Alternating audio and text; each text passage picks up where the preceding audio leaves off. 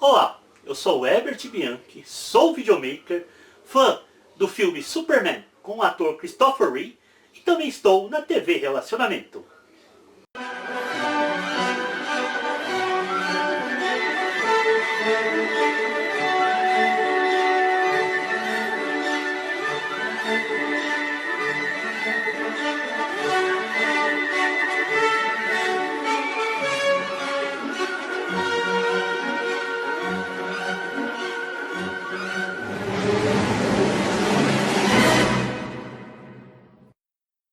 Olá, internautas, iniciamos mais um programa Quadrinhos para Quadrados Redondos.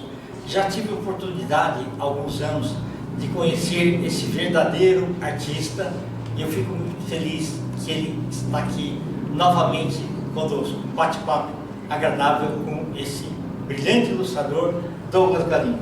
Muito obrigado, viu? Fiquei muito feliz aí por você ter vindo aqui também. Né? Legal.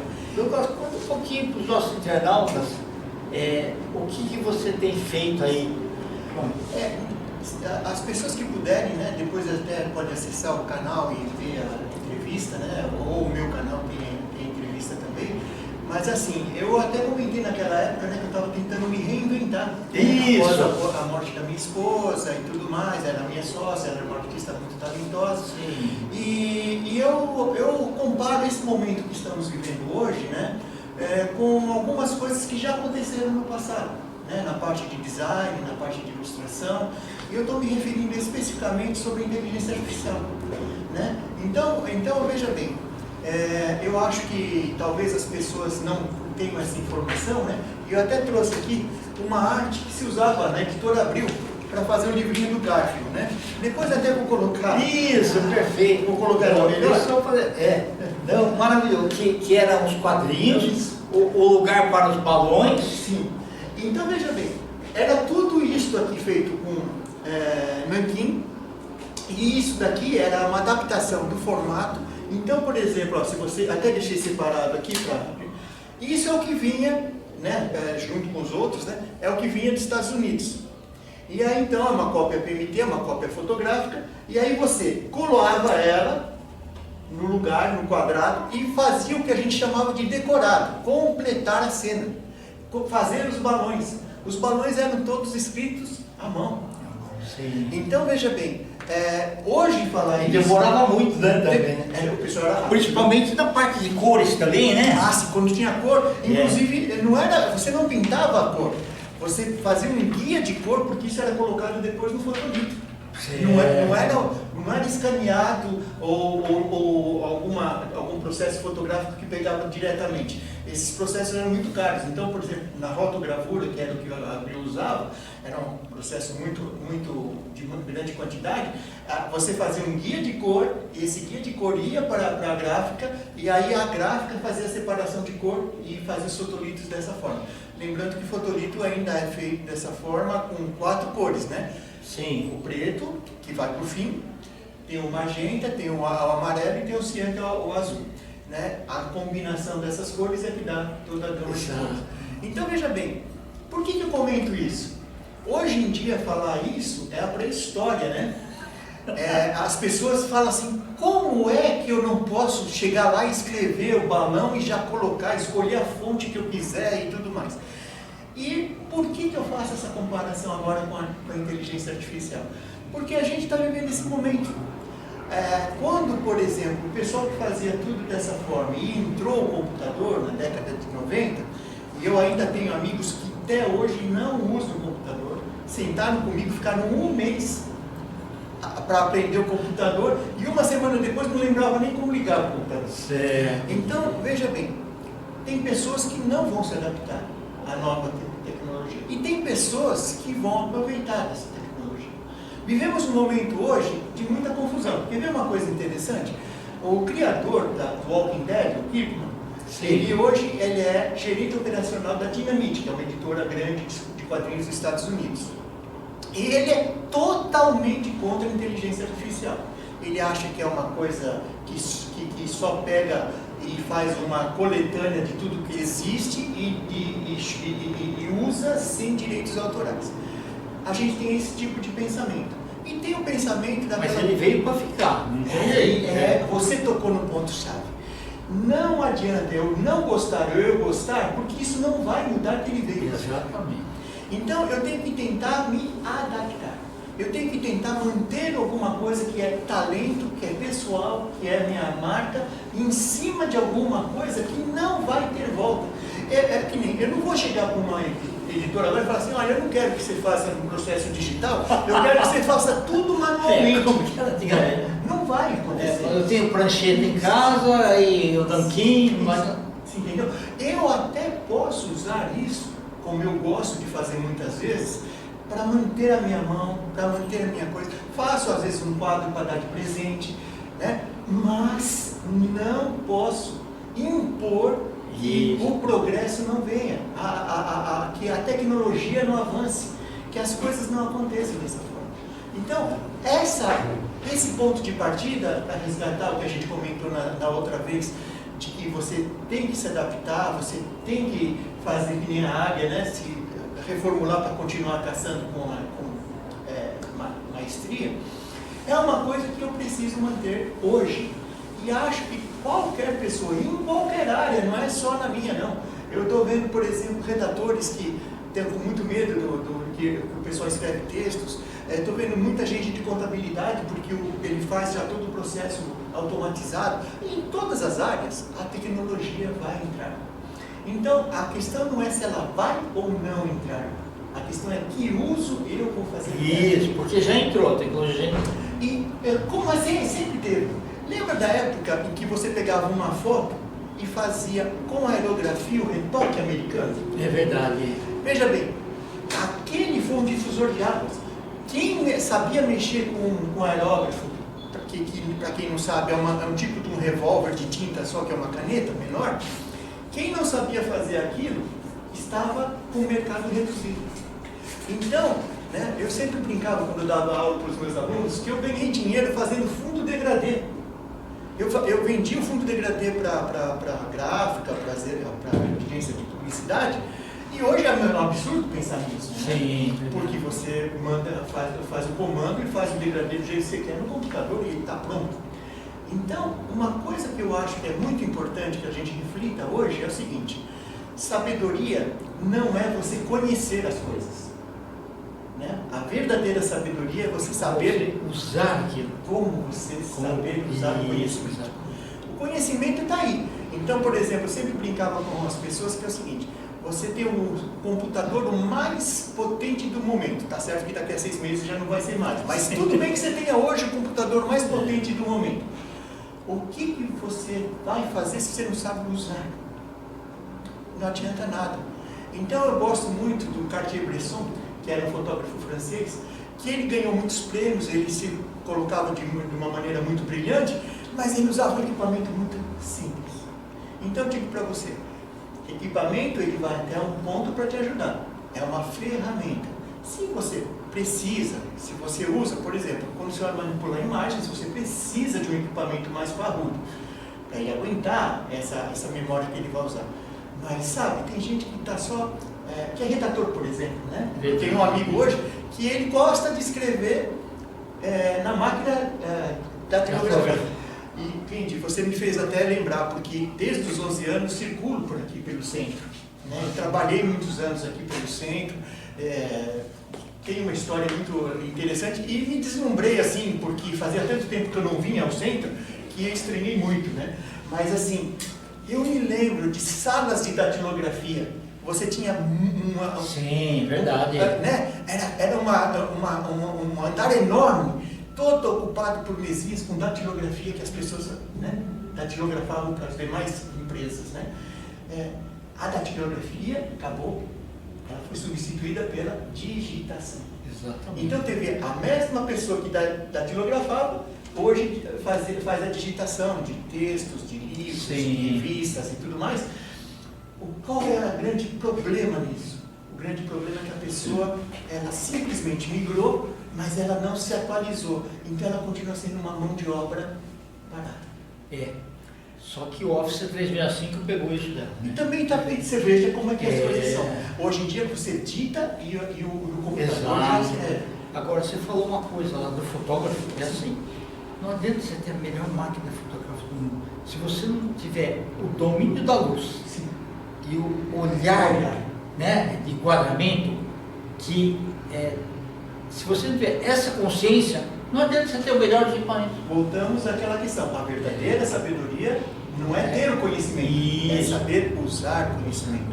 Eu trouxe para você algum material que eu vou tomar a liberdade de acelerar um pouco a nossa conversa, que eu gosto de um papo, sei que você também gosta, esse é um tema apaixonante, mas a gente precisa ser um pouco mais rápido, né? Eu tenho aqui um livro que eu quero dar para você, até como dedicatório. Opa, que bonito! São quadrinhos que cada pessoa fez. Aqui você fez o Tarzan aqui. Na verdade, é o Iotá. Ah, eu verdade. Ele é um Tarzan. Olha, mas não fala isso pro autor que ele não vai gostar. É verdade, E aqui, olha, eu só vi o Carlito Cunha, ficou bonito aqui, hein? Essa parte da coisa minha, e aqui eu fiz as aberturas de capítulo, tá vendo? Ah, ok, maravilhoso. Então, foi um trabalho que foi muito interessante, né? O Carlito é uma pessoa que eu conheci através da Tereza, né? Depois da morte dela, porque eles tiveram contato lá na Abril. Entendi. E a gente fez esse projeto, fluiu muito bem, foi muito gostoso. E eu tô querendo, é um livro que eu gostei, eu quero trazer para você dar uma lida. Ele tem muito bom, sem dúvida. Um fator interessante da própria história. Tá. Em preto e branco, né? Tá. Pra você ver. Aí voltando e resgatando mais uma vez a nossa conversa, né? Mas e os quadrinhos, né? E o Capitão 7, né? Sim. E eu continuo fazendo quadrinhos empresariais. Que bacana! Esse quadrinho empresarial que é até na moda agora, né? Porque ele fala sobre a proibição das mulheres de jogarem futebol. Ele fala sobre o preconceito que as mulheres tinham para chegar a cargos de chefia. Sim. E tudo isso demorou. Você colocou numa história. Coloquei numa história, eu fiz o roteiro, eu fiz a arte final e imprimi isso em uma semana e meia. Parabéns, viu? Você é brilhante. Eu não sou brilhante, eu tinha pressa. Bacana. E tem atividades no final. Então é muito interessante porque, por exemplo, às vezes a empresa quer tratar de um tema mais difícil, né? E ela não sabe como abordar isso, como atingir camadas, principalmente pessoas que hoje não têm vontade de ler muito ou têm dificuldade de alguma forma de leitura.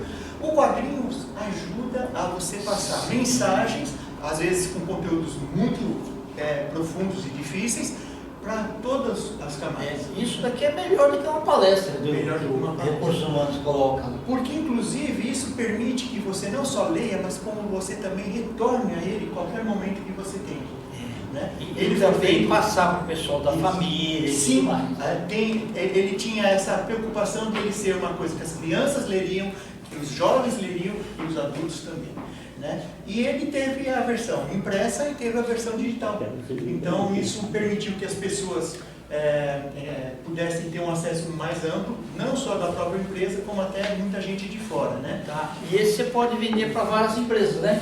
Coloca o logo dele. Esse exatamente não, mas se a empresa precisar, eu faço um roteiro sob medida para ela. É customizado. Não tem problema, a gente vai discutir o problema dela. Você veja, aqui a gente teve que fazer pesquisa, né? Porque há 40 anos atrás, eu não sei se vocês sabem, né? Agora até está na moda, né? Porque a gente foi para o final da Olimpíada, né? Era proibido jogar futebol, era contra a lei jogar futebol. A mulher jogar futebol. Né? E ela jogava, correndo risco. Então, é muito interessante tudo isso, né? Eu quero comentar um outro livro, que aí é um tema totalmente diferente. Eu tenho um maestro conhecido, e ele quis fazer um livro onde ele falava da sua relação com o seu neto, a preocupação dele com o futuro, né, que é o Moacir. E a gente fez esse livrinho também, num estilo muito leve, muito infantil, e a gente quis transmitir uma mensagem positiva. Legal. Tem até uma musiquinha aqui, Tem a musiquinha, tá. E ele, inclusive, no site você ouve a musiquinha, né? Que é a mesma coisa do que a história da barata verdadeira. Sim. Você se lembra, isso aqui é seu, isso aqui eu posso tirar? Então, você se lembra daquela musiquinha da barata? A barata diz que tem... Sim. A mentira da barata. Lembro. Em cima dessa barata, que era uma mentirosa, a gente fez uma história da barata que virou uma barata que diz a verdade. Nossa, você fez uma barata bonita, hein? Obrigado, né? Porque foi um desafio, né? Porque barata normalmente é um bichinho meio que as pessoas não gostam muito, né? E aqui também tem uma grande vantagem. Se você ver aqui no final, ó, se você clicar o QR Code, você ouve a musiquinha.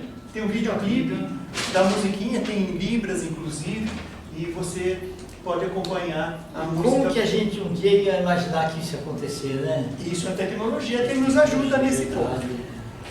Olha, me fizeram uma proposta, inclusive esse pessoal da Veredas é muito legal, da editora lá de Minas Gerais, de fazer um peixinho que lembrasse a Dory. Ah, ok. Eu fiz, né, num estilo bem infantil. Você veja que é uma situação de um acabamento mais refinado, né? E conta a história, né? De que o mar não estava para peixe, e aí vai andando nessa situação e vai mostrando vários animais, porque inclusive era a preocupação da bióloga que escreveu junto, né? Com uma certa fidelidade, né? Uma certa liberdade pelo estilo infantil, mas uma certa fidelidade. E ficou muito lúdico, né? Ficou bem lúdico esse livro, né? Maravilhoso, viu?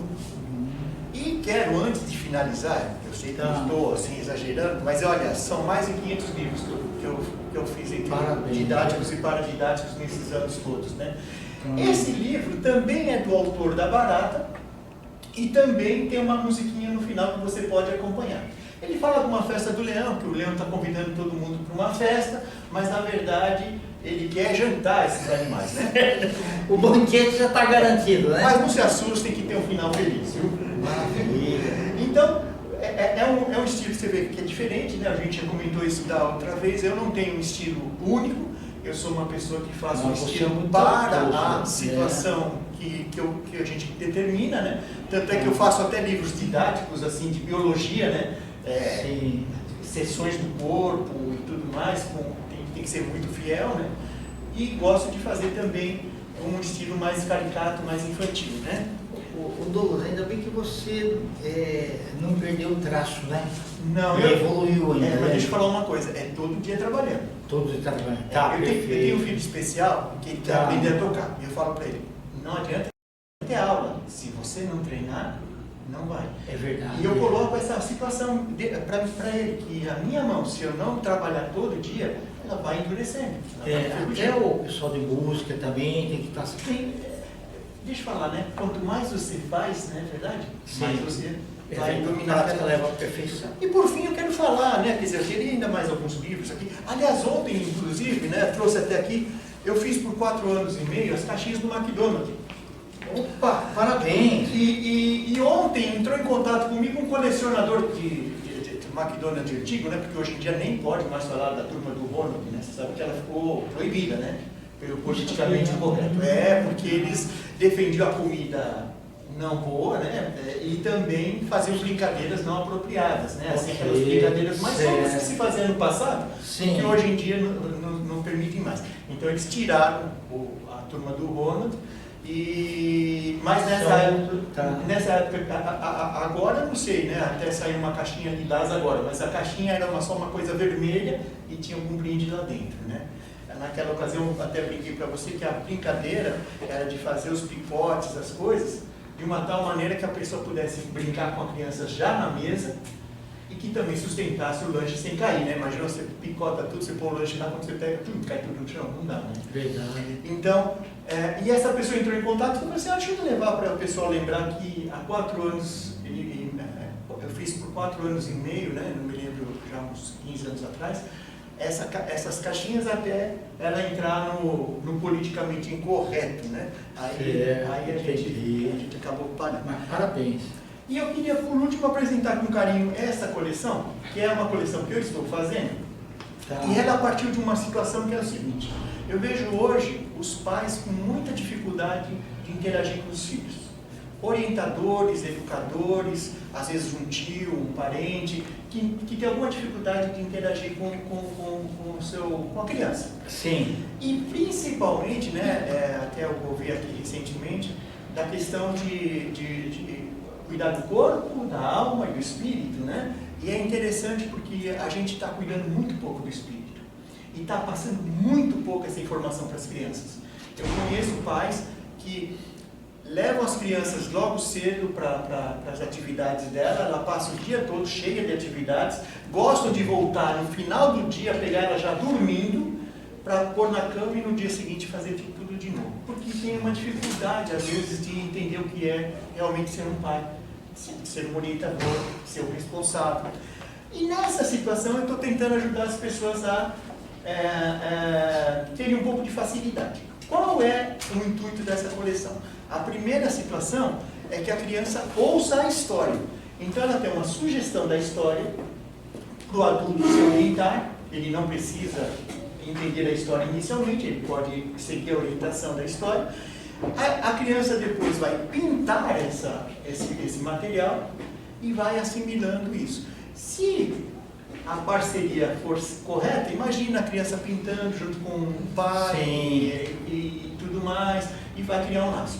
Eu fiz da moeda perdida para dizer que a pessoa pode estar perdida nesse mundo, pode não saber o seu lugar nesse mundo, mas Deus larga 99 ovelhas para ir buscar. A moeda que se perdeu é mais importante do que aquela que já está. Então, ele sempre está em busca de você. Ele sempre está no seu resgate. E o segundo volume que já está pronto, mas eu não trouxe, porque esse livro... Em inglês também. E em inglês também, o que poderia ser também uma ajuda para a pessoa que quer passar uma noção simples de inglês, porque é o inglês básico. O segundo volume é de Davi. Eu não sei se vocês conhecem muita história de Davi. Ele vale para qualquer tipo de igreja, né? Sim. Ele não é denominacional, ele vale para qualquer tipo de pessoa que entenda Deus como uma certa orientação espiritual.